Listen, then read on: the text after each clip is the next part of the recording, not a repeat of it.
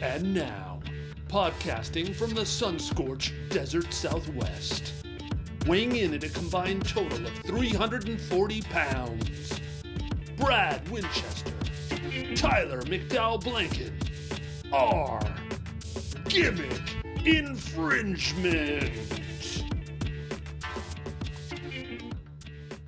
Welcome, everybody, to the Gimmick Infringement Podcast. I am Brad Winchester, and with me is my tag team partner, Tyler McDowell-Blanken. Tyler, it is Sunday. Man, the weather is great in Arizona. This week has been fantastic going outside. How are you today? I couldn't agree with you more, Brad. The mornings and evenings are just the perfect amount of chilly. And then during the day, the past few days, we've had highs, at least I don't know about you, right? We're in different locales, but we've had highs in the low 70s, 71, 72. Yeah. So you can just straight up walk outside, tank top and shorts, and shoot some hoops if you want to. So it's idyllic. I'm loving it, man. I'm doing well. So grateful to be here with you as always. How are you? Doing well. There was a day this week where we had like a winter storm move in. I don't know if you got this up there, but I don't. Yeah, it was just what's it? Monday, Tuesday, something like that. We definitely did too. Yeah, it was weird. It was like I went into the school. It was probably like 50 degrees in the morning, maybe 60 degrees. I don't know what temp it was. A little bit chilly. That's cold for us, Arizona. Yeah, and then I walked outside at the end of the day and was just getting pummeled with blast of really cold wind. I think in the afternoon it was about as cold as it was in the morning, but it was windy with like even colder wind. It was nasty outside. It was kind of awesome. I'm not going to lie to you. It made me feel like, hey, the holidays are here. More of this, please. Give me more of this. I'm happy with more of this. This would be great. I'm glad it warmed up a little bit though. Yeah, me too. I think you embrace the wind a little bit more than I do. I don't want wind. I don't want rain, really ever, but we do need it. I think that happened here, Brad. I can't. Monday and Tuesday, it's as if you're asking me like, where was I on November 14th, 2005? I have no idea what I was doing or where I was or what the weather was like, but the past few days have been very nice. And I mean, it's just you and I often talk about how much we love Arizona. Of course, Arizona isn't perfect by any means, but weather-wise, I can't think of much better places to be. We're really fortunate. Yeah, we can drive a couple of hours north and we're in snowy mountains and we're in the desert and there's water and there's the Grand Canyon and it's not far from Mexico. And we just have sort of everything. I want to go to the ocean. Cool. Couple hours this way, 6 hours that way. We're at the ocean. I just love that we have access to almost everything. You want to go to Vegas? Cool. In one day drive, go, you're there. You're on the strip, pissing all of your money away. Much like I did this week, trying to win billions of dollars in the lottery. But Tyler, I'm not a millionaire, but I feel rich when we get to do this together. Oh God, I regret it. Yeah, I regret it immediately. Me too. Yeah. That was smoother than you're giving yourself credit for. Definitely a week full of rich wrestling content, Brad. As always, we have so much to discuss. That being said, are you ready for my WWE question? Hell yes, let's go. Let's go. So, Brad, the Usos successfully defended their titles on SmackDown last week. They're undisputed tag champs, right? They've been those guys. They've been the ones for several months now, right? Even a year. They defeated the New Day, this open SmackDown, just really awesome match, right? And that's the summarized version. So, Brad, these two teams have been feuding for years and years in WWE. We've seen matches on SmackDown. We've seen pay-per-view matches, Hell in a Cell. My question for you, though, considering all of the epic feuds in the tag team division that we've had over the years, such as the Hardys versus the Dudleys versus Edge and Christian, Legion of Doom versus DX, you can even go further back into the vault. Is New Day versus the Usos the greatest tag team rivalry in WWE / WWF history? That's tough because LOD wasn't against DX. LOD was against the Outlaws before they joined. So they were like doing stuff with DX, but DX was like, get out of here if you get in our business. Keep it out of here, because they were like, you're doing so great on your own. You don't need to join DX. And So then true. eventually they had him join when Sean left. And that was a good feud, but I mean, even if we go back further, like even the British Bulldogs versus the Hearts, Oh, right? yes. Like, would you put New Day and Usos on that top tier? Mm. They've had some bangers, Brad. Every time we think we're tired of it, and then they just deliver great matches time and time Well, again. so this is the difficult thing. So I would absolutely say yes, but the greatest rivalry between two tag teams would, yeah, I think, yeah, Usos New Day. The greatest rivalry between tag teams is Edge and Christian, the Hardys and the Dudleys. But that's not between two, that's between three. I Right. can't say that Edge and Christian versus the Hardys is the greatest because the Dudleys elevated it. That was at a point where you had three incredible tag teams that could all win at any moment, and you were good with it. Right now, you really got two viable tag teams outside of the Profits that could win it all the way that they've been built. Um, I think the Usos are better than New Day.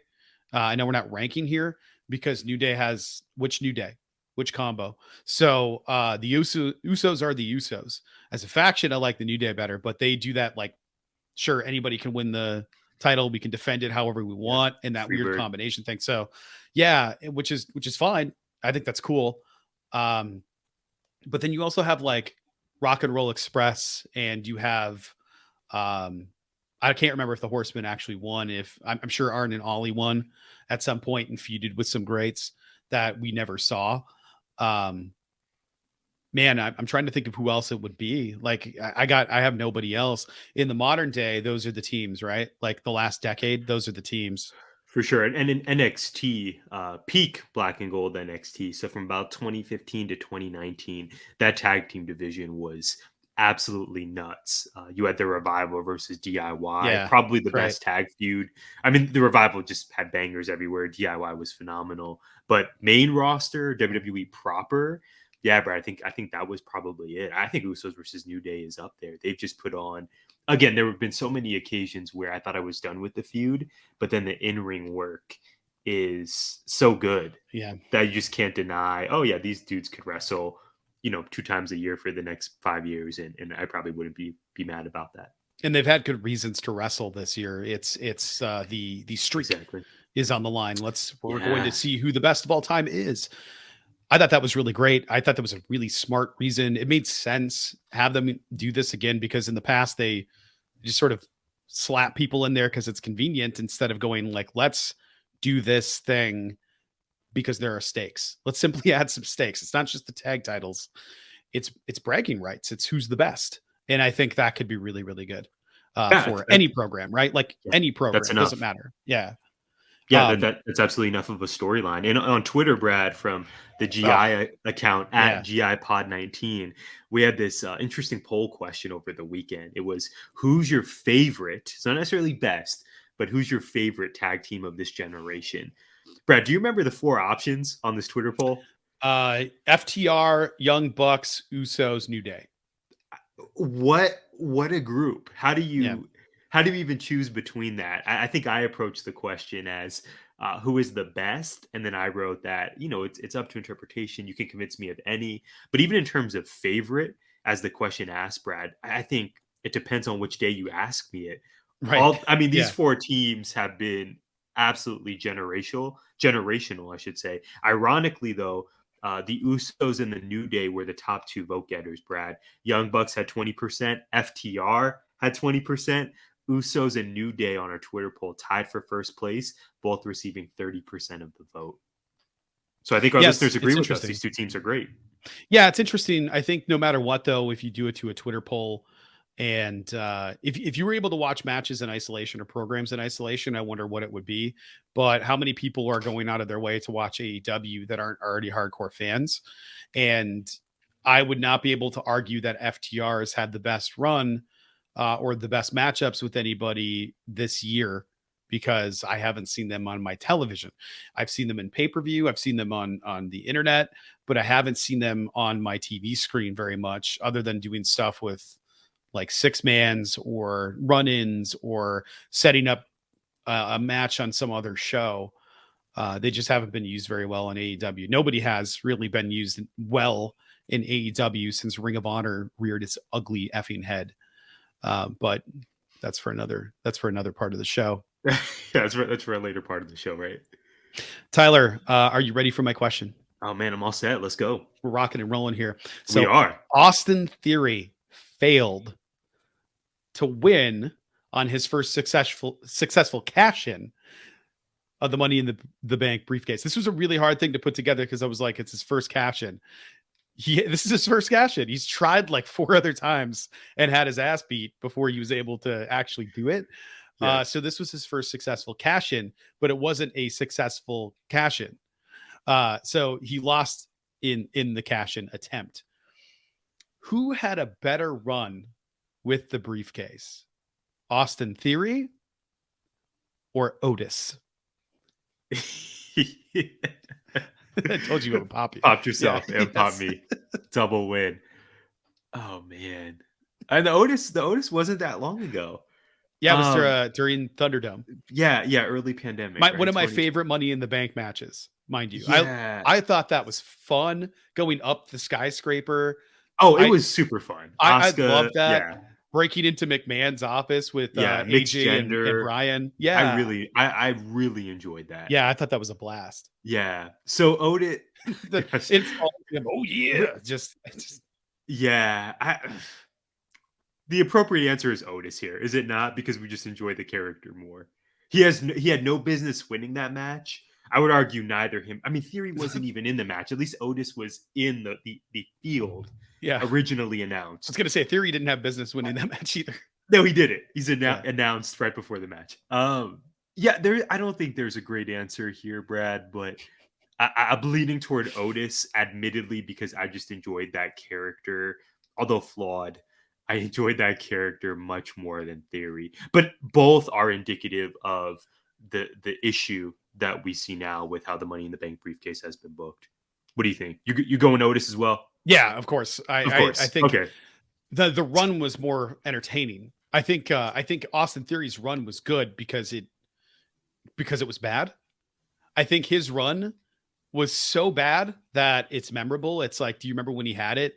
Yeah, I remember him getting his ass beat every time he ran to the ring with that case. And it just kept happening to him, including when he cashed in. So I think they've been telegraphing that he's not ready by having him just get beat up on the way to do it.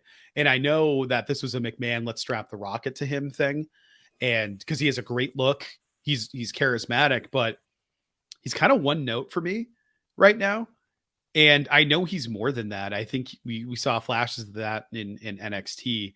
Because right now he's just, I take selfies and then I talk about being the youngest and then I win my matches. Yeah, it's diet Tyler Breeze. Yeah. It's pretty in NXT. It's an absolute, much like Sarah Logan this week, returning Sarah Logan, which I'm all here for. Clearly just a ripoff of another gimmick in Theory's case and in Sarah Logan's case. That was not great. After seeing some stuff about Sarah Logan online, I went, I'm good with never seeing her on my screen again. But I will admit that I thought the presentation was just a giant, blatant ripoff. Max the Impaler, right? Yeah. Oh my god, it's the same gimmick down to the green hair. Like they didn't even try to hide it this time. They've already done that with what's his nuggets in NXT with the mask that he ripped off from an indie wrestler. It's the same everything. Are you talking about Joe Gacy? No, not Joe. No, Gacy. You're talking about that. Okay. No, he wears like a lucha costume, almost like a Jushin Liger costume. Oh, Axiom? That's it. Yeah. Okay. That's a ripoff of another guy. It's like down to the color scheme, the placement of the stuff on the mask. They just used a different material, but it's the same everything. My man was rocking like a turtleneck this week and a mask, which kind of popped me. But yeah, NXT, as we know, is there's some good things on there, but also some big questions. We have never even talked about the Joe Gacy stable with the Rock's daughter, Ava Raine, and Ava Raine, grizzled young vets. That I don't know. NXT, it's really hot and cold for me. Really, some really good work and intriguing characters, but also, like you said, Brad, just some ripoffs and acts that I don't think are going to translate very well to the main roster. Which that's why I would argue Joe Gacy and Ava Raine's group is not going to do anything on Raw or SmackDown. I want them to, but I don't think Ava Raine could. I can hope see so. potential in that character. The look, Yeah. the Ava Rain's good on the mic. Yes. And she's the I Rock's daughter. Like, I we shouldn't should be surprised by that, right? Like, Yeah. that should not be shocking to Yeah. me, I'm but excited for her. she's been in NXT for 3 years and has battled some knee injuries. But this is the first time I think we've seen her actually on screen as a debut, Yeah. because she's been doing stuff at the PC and everything. And I think that's great. And I love that she wants to be Ava Rain and carve out her own path, a la Braun Breaker, not a Steiner. Even though I think we're all kind of waiting for it one day, right? Yeah. Like, but it's ultimately, if that's their preference, like, who are Yeah. we to say? If they're so committed to I'm making it on my own, my own merit, I want what I want, but like, you go, Queen. I can't be mad at you. Yeah, that's the only thing that I don't like about Braun, though. Like, if you're gonna make it on your own, change your clothes. Yeah. And you got your dad singlet. Absolutely. You're wearing your dad's singlet and Same you're barking moveset, and you're barking Frankensteiner. and you're barking at the crowd. You're on the nose. You don't look like your dad. You look like your uncle. And you're barking at the crowd. What are we doing? Like, I'm carving my own path. That's like if Ava Rain comes out and raises an eyebrow and stares at the camera, and then elbow drops somebody in the middle of the ring after flipping her arms like this and bouncing off the ropes. Like, you can't do that. That's so stupid. It's so true. I think Braun, this is obviously, we're really excited to see what Ava Rain does.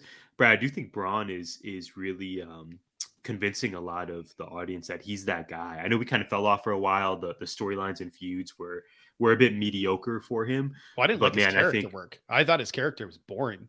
Yeah. Well, now he's in a feud with Von Wagner, which doesn't excite me at all. No. But I think Braun will make it work. And I really think we're going to see Von Wagner on Raw or SmackDown soon enough, Brad. Great look. He's not. Yeah, great look. Mic skills probably to be desired, but obviously you and I are fans of it ultimately, and I think we respect the work that the talents are putting. Yeah, of course. So yeah, absolutely. So I don't know how we ended up getting NXT, but that is our official NXT update, since it's been quite a while since we've touched on the brand. Yeah, Tyler, I don't care if the work is bad. I want to see good work, but ultimately I don't know what that's like. I can't do that stuff. So who am I to judge that? They slipped off the top rope after backflipping. What a ridiculous person. They shouldn't be in the ring. They're not ready. It's like they just literally jumped off somebody's shoulders and tried to land on the top rope by themselves freestanding, and they slipped. And you're like, they suck. Like, what? Yeah. What? Excuse me? It sticks out to us because the talents are so amazing and make it look so effortless, and often don't make mistakes. Do you remember even that ladder match? Yeah. I think this was Full Circle Money in the Bank with Shotzi. Remember Shotzi had those two spots that just were clearly not executed. Yeah, great. But to your point, Brad, we look back on now, it's probably, okay, she just had live theater, a bad performance. Just like in the classroom, right? We may have days where we're not as great as we want to be, or really any job. It's like you said, I think it's very healthy to come at this from a place of respect and appreciation, and they're human, right? They're often these superheroes, but they're human. Mistakes happen. Also, you get better. Yeah, culturally, we've been trained for this. Yeah, ladies and gentlemen, if you pay attention to the 19 Media Group, you probably at one point, if you were on social media, saw something about the timeline cooking Russell Westbrook. At some point, all these NBA greats, future Hall of Famers, are getting destroyed. LeBron is currently getting destroyed on the timeline for being no good, for being all of these things. And it's like, one of the greatest, if not the greatest players of all time. And you're talking about how he's trash. Get out of here with that nonsense. Like, I don't get that stuff. And granted, I'm definitely guilty of saying stuff like that. They're not ready. This was bad. I don't want to see it. All of that's true. I also can appreciate what they're doing. It's just, that's not an indictment on the talent. That's an indictment on the booking. If that's what it's going to be, maybe don't put that on your screen, because there's probably other people that are more capable at the moment, or in the program, than having somebody that can't go out there and do what you're asking them to do yet. There's nothing wrong with that. I'm not going to be like, hey, we're doing Guys and Dolls tonight. Sarah's sick. Do you want to jump in, stranger from the street? Like, you can't do that and just expect people to know the choreography, to know the lines, to know the character, to know all of the music. You can't just do that. So to take somebody that hasn't had all of the rehearsal to be able to go out and do that performance, maybe you don't have them do that. Maybe if you've never practiced that spot before, we don't have 3 women miss a table entirely on the outside of the ring and land on the mats on the floor and just shorten their careers entirely, like what happened this week. It's stuff like that where I can be critical and also still respect and appreciate what they do, even if I'm being critical. And sometimes I think for me, that doesn't come across that I respect what they're doing, where I'm being critical of them in the ring. But, sometimes I'm not, because I don't like them as a person and as a human being. But that's rarer. Yeah. This is leading into our National Wrestling Alliance section of the pod. I was which thinking about it while I was talking. But Tyrus, it's perhaps just worth That's so saying. gross. Tyrus, you probably saw this on the timeline as well, Brad. Tyrus, I guess, beat Trevor Murdoch and Matt Cardona. Who cares? And is now the NWA World Champion. That promotion, I had so much hope, Brad. When it was NWA Empower, again, this is going back to early pandemic. Eli Drake, now LA Knight, was there. Ricky Starks was there. Thunder Rosa, just a lot of talented folks. To see the decline in that promotion and hearing Billy Corgan's thoughts on why him and Trevor Murdoch, formerly their champion, why NWA Empower wouldn't be coming back, taking shots at the women and their talent or lack thereof, just really damning. And I think is bringing them, contributing more harm than they intended. I think it's a turnoff for a lot of their former fans, myself included. I have no interest. What? Tyrus? I would never support that. Tyrus is your champion. Yeah. Really? Yeah. I saw the picture of the him worst holding worker up on the belt. television. You know when you're drawing a picture and you have to have birds in the background, you draw the little bird that looks like a kind of like a stretched out M. That's it. That was my first thought when I saw his knees holding that belt. It looked like the birds kind of sideways. His knees aren't supposed to go like in and then out again. He looked like painful to watch his matches. It's hairy boiled meat winning the belt for your company, but hairy boiled meat would be better in the ring. Yeah, it's so bad. But he's on Fox News, so he's a draw. Apparently, he's bringing eyeballs to the product. Yeah, I hear about that. Like, it's bringing eyeballs to the product. Good eyeballs, because people are also looking at it going, "Wow, what a train wreck." I would venture that people that watch professional wrestling are mostly watching Fox News for their news sources. Professional wrestling is deeply southern roots, man. Like, there's a lot of people that are conservative leaning that are watching this. I don't care about that. That part doesn't bother me, but like, there's a lot of discerning wrestling fans that are conservatives that are probably watching this going like, don't lump me in with this shit. Like, it's bad. So bad true. is bad is bad. It's the NWA. That means something still. That means something to me. That means something to people that are older than us, especially. The NWA is important. It's historical, and it's garbage right now. And I feel so sad that it was picked up and pooped out by Billy, and doesn't care about women actively engaged against the women he has in the roster, saying he doesn't have the women talent to put on a show. Get out of here with that. There's so much talent, and that they could probably pull some AEW, some Impact, like a Chelsea Green, who is sort of independently floating, not signed to a company, but is just sort of floating at the moment. Who knows? Maybe back in the Fed. Yeah, seems like it. I don't want her to go back. I want her to get paid. I don't want her to go back, and it's not because I don't want to see her wrestle. I think she's a great fit for the WWE. She has a great look. She's a good worker. She just gets injured there, and she doesn't when she's somewhere else. She doesn't get injured in other places. She's just snake bitten in the WWE.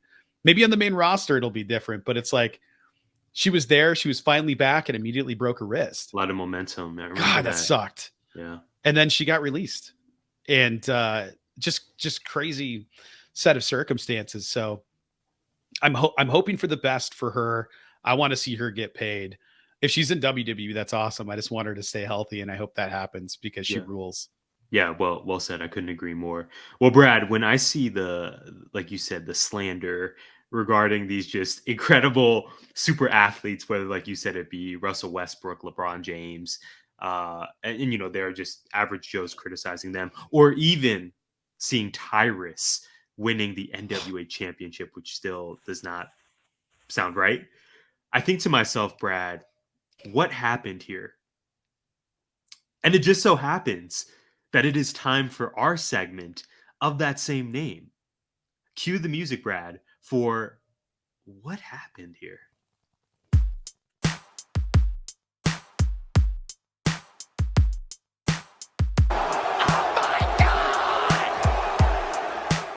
What happened here?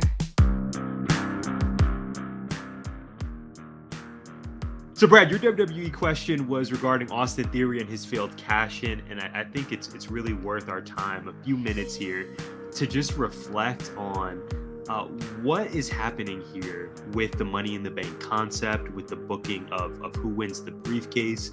We have had some absolute duds as of late. Again, not necessarily the talent, but the booking of them holding the briefcase. Like you mentioned earlier, we've had Otis, we've had now Austin Theory, even before that, Baron Corbin. I mean, the list goes on and on the women's side. Braun Strowman, women's side, Nikki ASH, Liv Morgan. Great moment for her, but then that led to a pretty short title reign. Brad, you even have some names going back and back, right? Yeah, when I was looking at it, I was thinking about my favorite ones, and I think how do we do it right? RVD, we get rid of the pay-per-view. Wow, you think it's time? Well, do you remember where the Money in the Bank ladder match originally took place? WrestleMania, absolutely. Make it there. Like, have those matches happen on that card, because sure, you have like the tag championships and you have these other events, but if it's just a match with no stakes, does it matter? Like, the Fiend coming back was a big moment to wrestle Randy, but there's no stakes. It was just the Fiend's vengeance tour. And then storyline was furthered with Alexa Bliss in a box-like structure.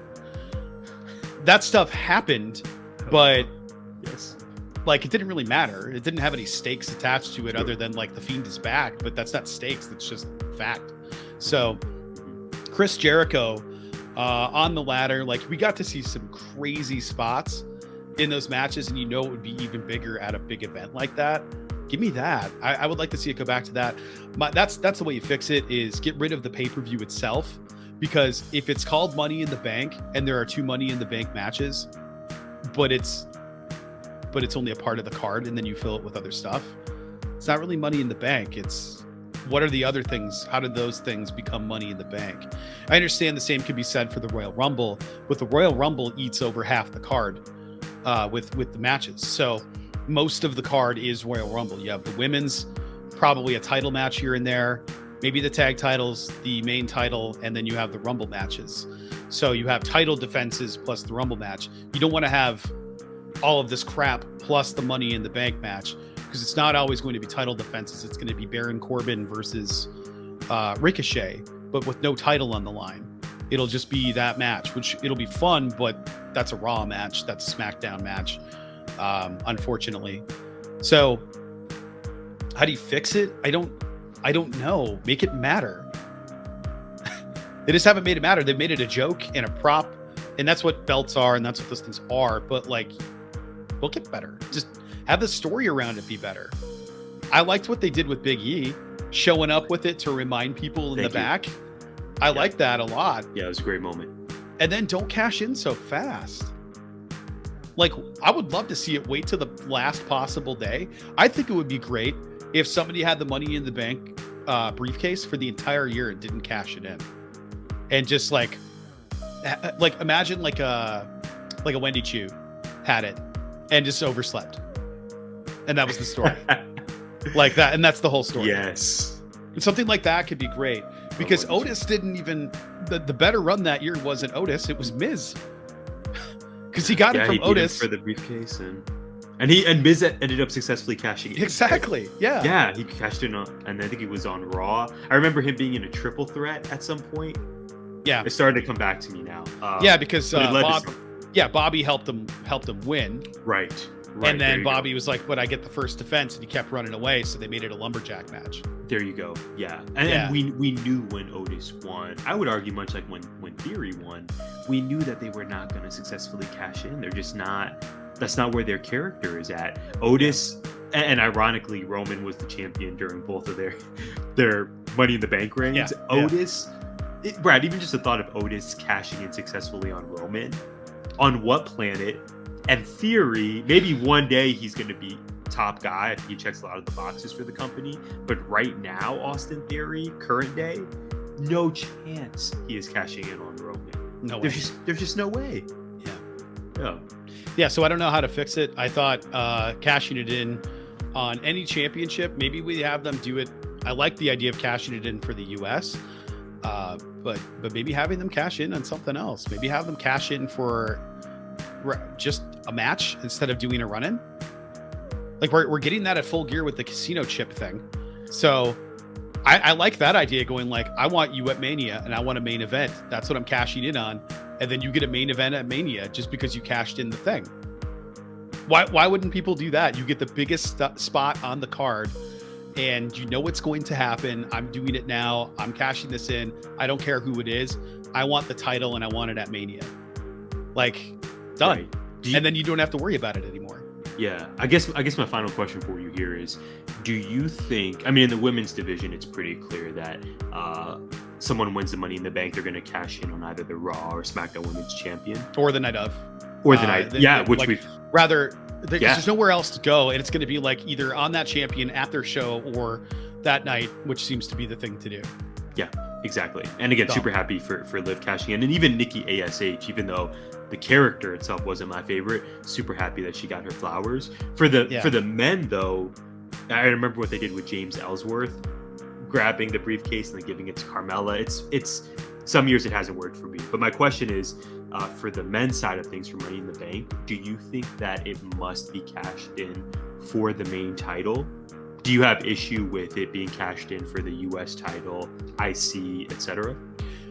Not anymore. I would a year ago, I would have said yes.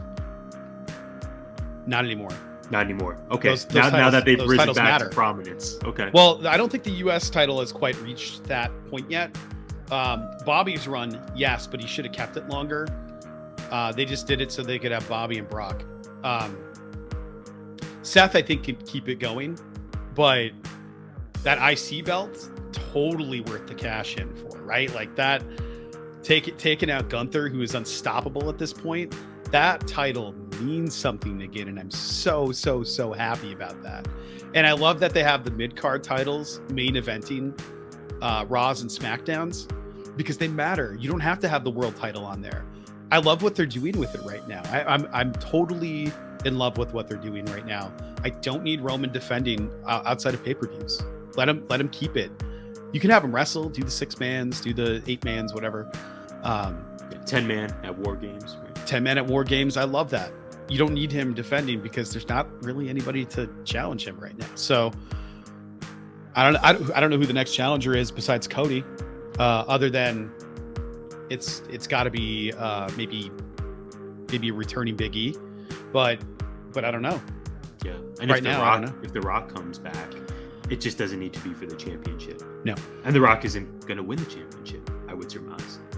No, there's no. So that would already be a foregone conclusion. I mean, I think Roman wins if we get the inevitable. Maybe not inevitable. If we get the Rock match, I think Roman goes over regardless. Oh, he has to. Has to. What do you do with that character if he's not head of the table? Yeah, I hope we get that, man. I hope we get that. That's good. That's gonna rule. Yeah, I've been thinking about it a lot watching Young Rock. Pop for season 2. There's an episode where he's watching TV with his family and they're all watching wrestling. And little Joe jumps on his back and he's like, I want to wrestle. Acknowledge me. And then it pauses and it's like, it's great. Right. There's too many tea leaves. Yeah. And it's in LA. Like Rock is the biggest movie star on the planet. Well, the line in there was the world's right? not ready for that. It would have to be at WrestleMania. And I was like, it's on. happening. Come on. He knows what he's doing. Yeah, exactly. He knows what he's doing. I know and how that affects Cody or a Big E match against Roman. I don't know. I don't know if Roman drops before WrestleMania or after, or maybe like you suggested a few weeks ago, Brad, maybe Rock versus Roman night 1, Roman versus Cody night 2. I don't know how they get there, but Yeah. I'm going to be excited to tune into that. Yeah, I think there's so many possibilities I'm excited for.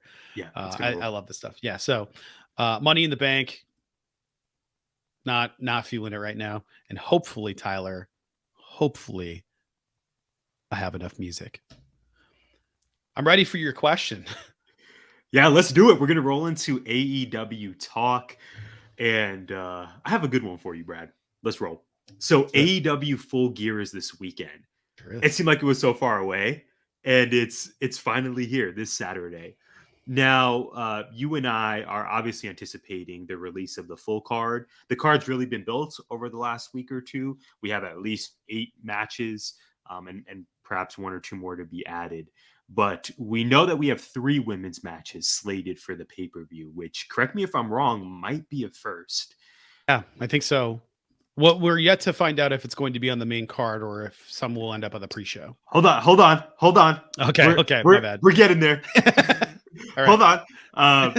That's funny. No, you're absolutely right. So the 3 matches that we have set for Full Gear are women's matches, I should say, are TBS champion Jade Cargill versus Nyla Rose, AEW interim women's champion Toni Storm versus Jamie Hayter, and Saraya is making her AEW in-ring debut against Dr. Britt Baker. My question for you, my friend, how important is it that all 3 matches make the main show on Saturday? They have to. Every one of them needs to be on the main show, the end period. Like, there's no way they can go. They can't have Saraya return against Britt and put a former champion from AEW against, and arguably your one of your top 5 stars against definitely your top women's star, I think, and then have them against a returning Saraya, which is a huge deal. The first match in 5 years, medically cleared, former champion, documentaries, insanely popular. That can't be on the pre-show. And you're definitely not going to be doing title defenses on the pre-show. It's just not happening. We already know that Tony is going to be on the main show. Like, that match has to be on there. That's the match I'm most looking forward to for the night is Jamie Hayter and Toni Storm. How could you not? You think Jamie wins? Save it, Tyler. Save it. Against and then we have Jade and Nyla. If any of them end up on the pre-show, it has to be Jade and Nyla. Right, which I don't. That's not going to happen. I hope not. No. That's you can't do that. I think that's the clear choice of the 3 in terms of what is most likely to be on the pre-show if there were one. I agree with you, Brad. It's totally, to me, that the compass or the arrow is pointing to it being Jade versus Nyla. But like you, obviously, we love both of those women, and from an optics perspective, that would be a terrible look for AEW. I hope TK and company have learned that's not the route. Yeah, you can't be like, have the white match, the white match.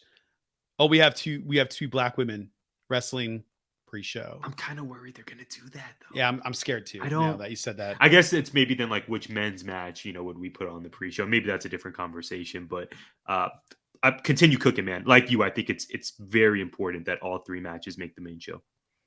Couldn't agree more, man. I can't wait to see this.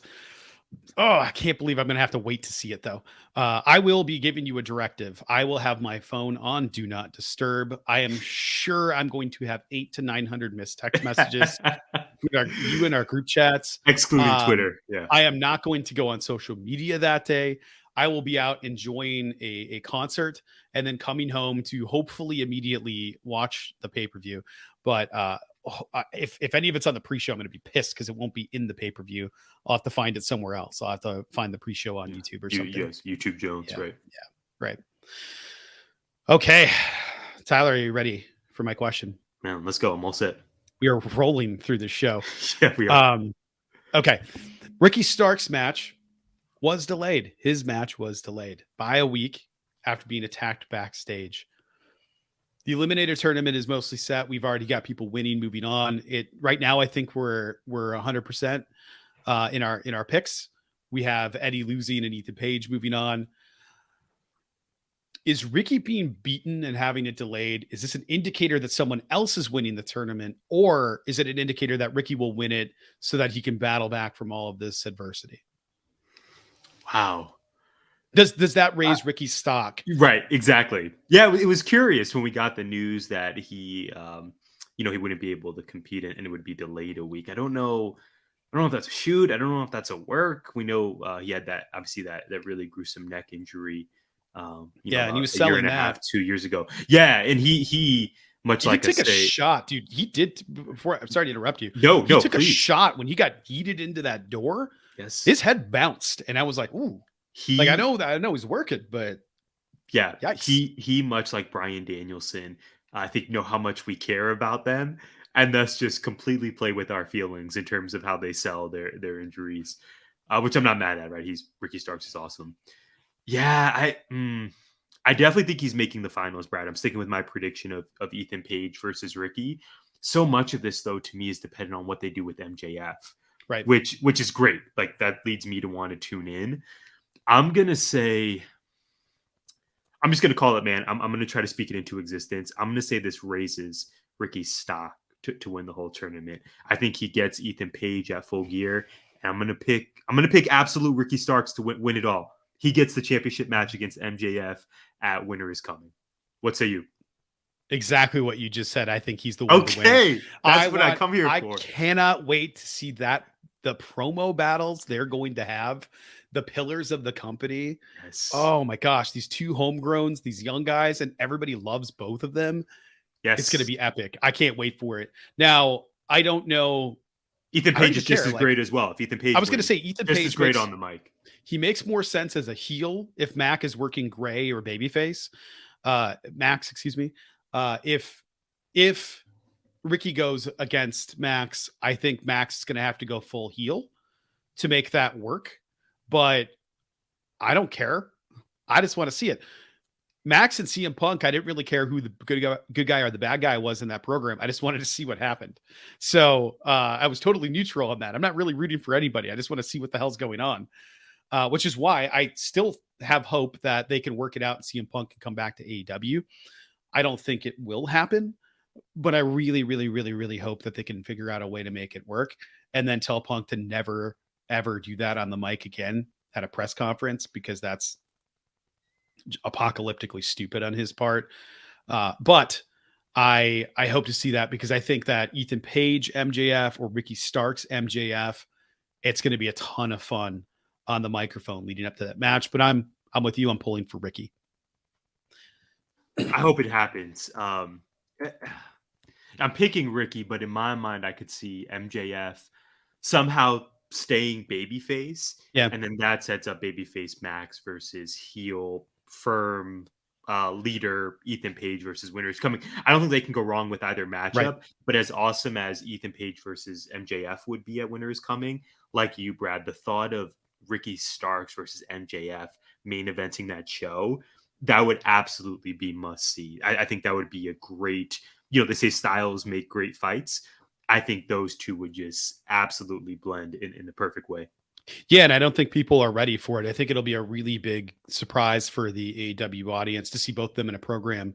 In a way, I think it would really reveal something about them. And speaking of revealing things, Tyler, you sent me a video this week about an epic gender reveal, and it is hilarious. We are going to talk about it right now in this week's Gutbuster of the week. Play the music. And now it's time for the Gutbuster of the week.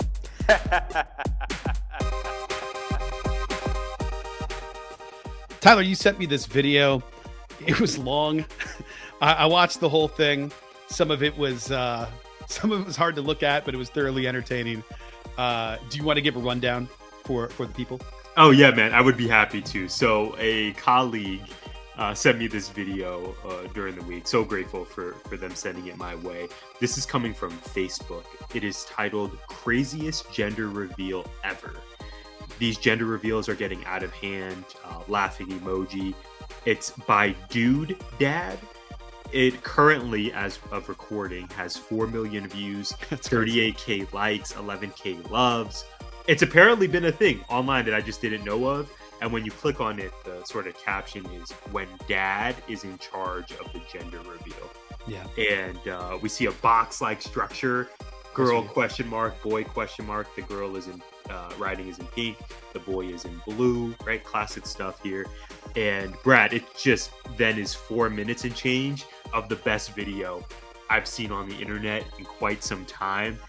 Two dudes break out of the box. Both are wearing singlets. One is in blue, one is in pink. And then just madness starts. The dad is throwing a referee shirt, so he is involved in this. I think it's wonderful. Do you want me to spoil the end? Who goes over? Yes, go ahead. Yeah, so we see we see an ECW level of table spots. So much stuff in this match. The budget for props was it's out of bounds, man. Pretty impressive. Yeah, so not just the table with all of the stuff on it. Yeah, unbelievable. The commitment here was super impressive. Tables were broken, like you said. Food and plates were all over. Great use of a piñata, as a weapon as well. Right. These two dudes just really they I think they were worth the price of admission.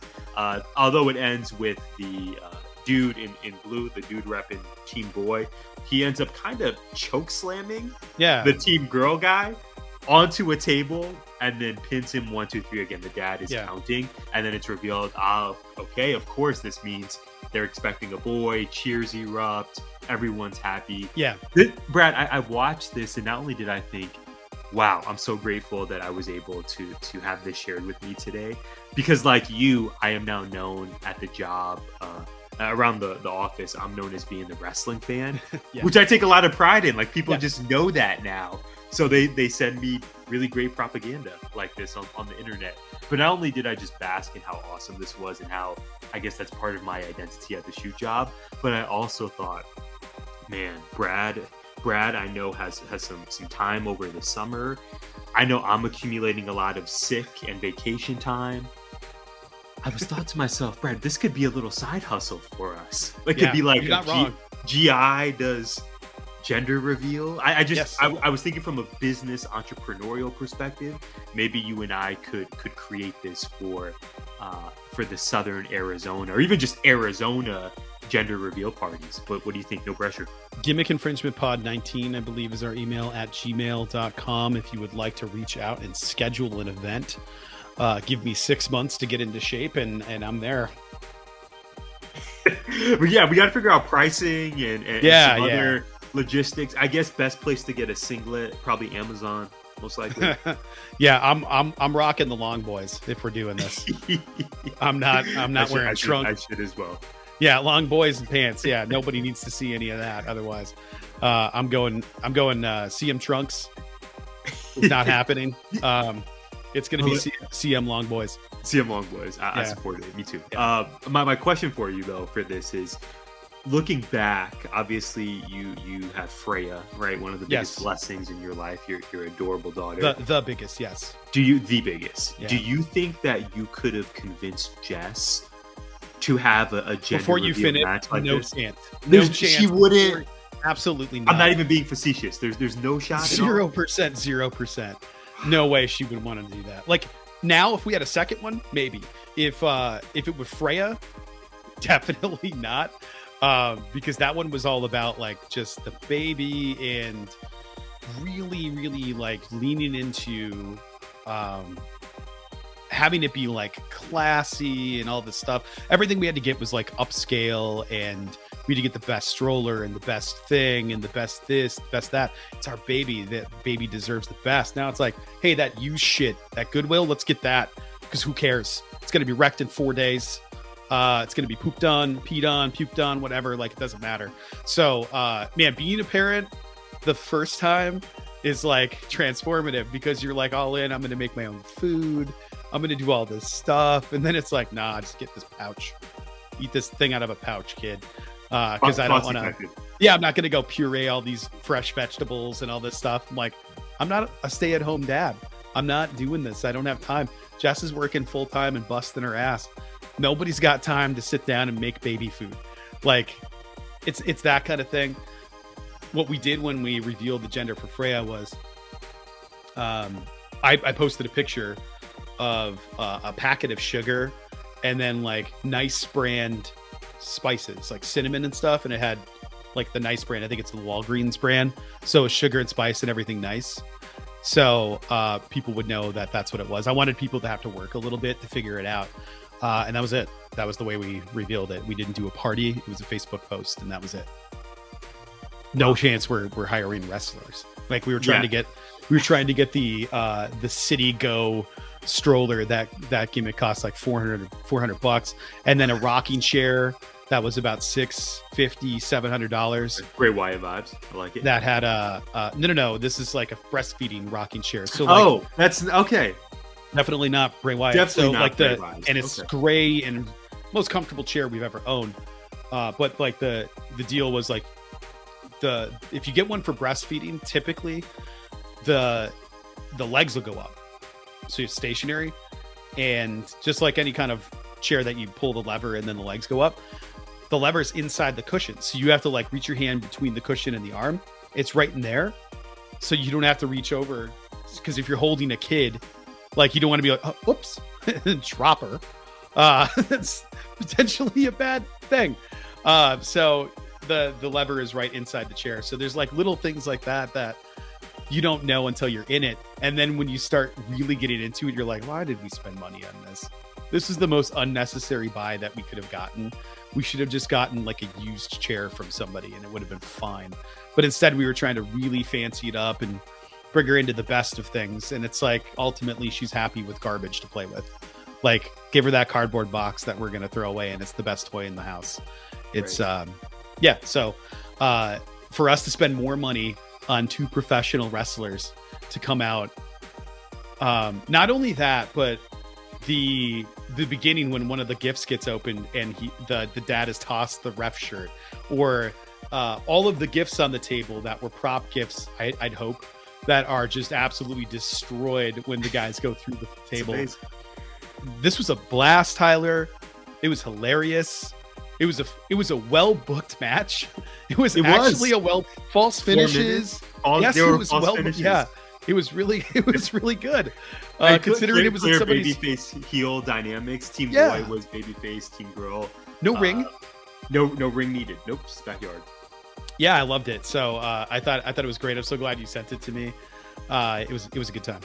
Yeah, absolutely. And of course, we will make sure we post the link to this on our socials, on Facebook, on Twitter, etc. So grateful you watched this, Brad. And man, what a good Gutbuster this week.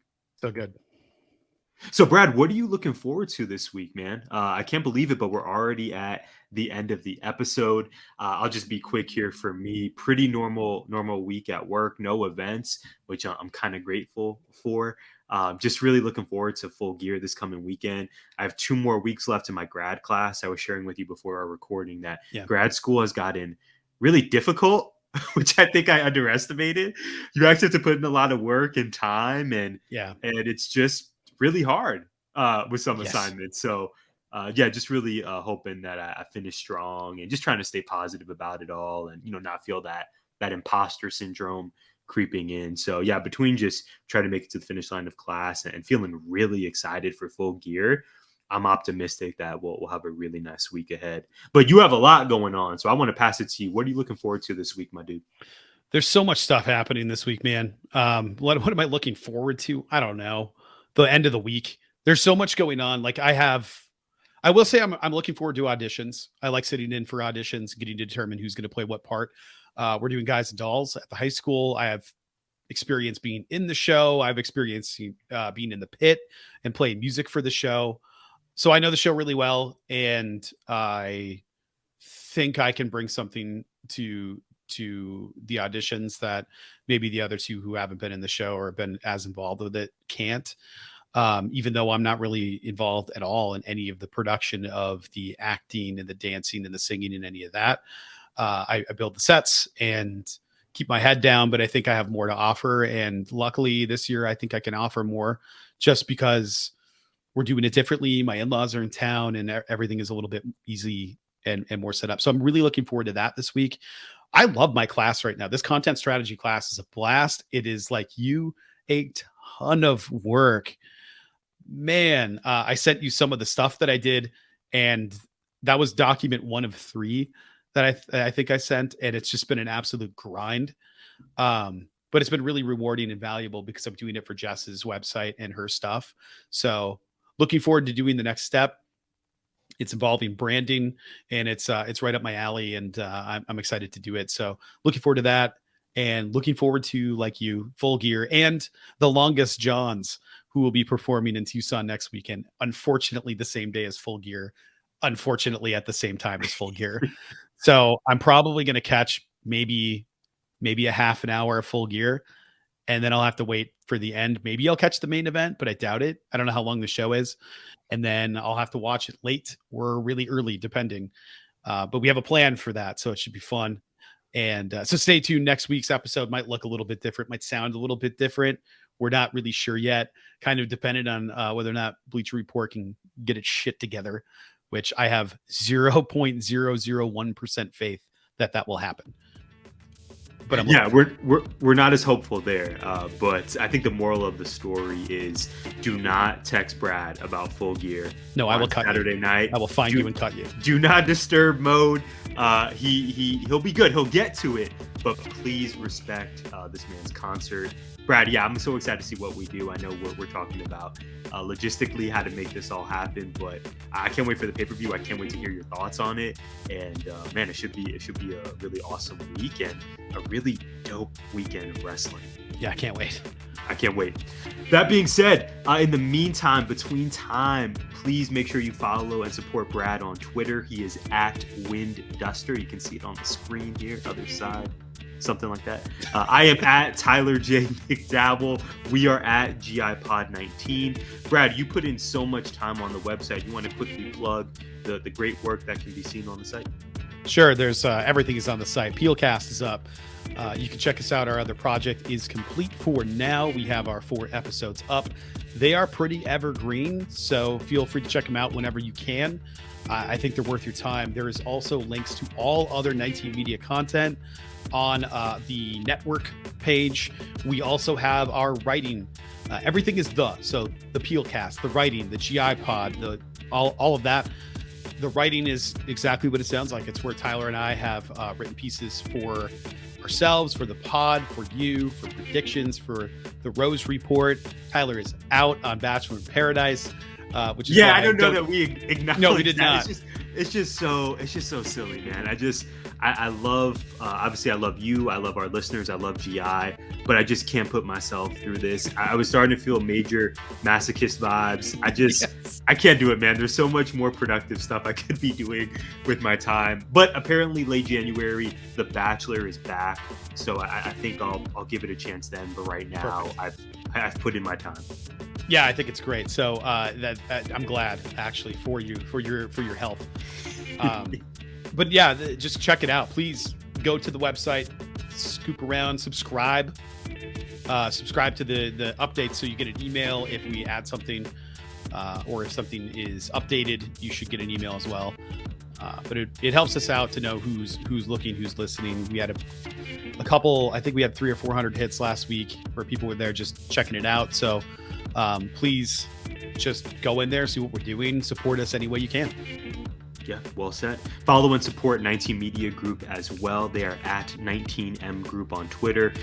Support the roster, man. We have so many talented colleagues who are covering so many different aspects of life and pop culture and sports that they're definitely worth a follow. Like Brad said, though, we thank you all so much for being here, and we hope you'll join us for the next edition of GI. Gimmick Infringement is a part of 19 Media Group. You can listen to us on Good Pods, our premier partners, and Apple, Spotify, iHeartRadio, or wherever you find podcasts. You can also find us on YouTube via the 19 Media Group channel. Please like, subscribe, comment, and share.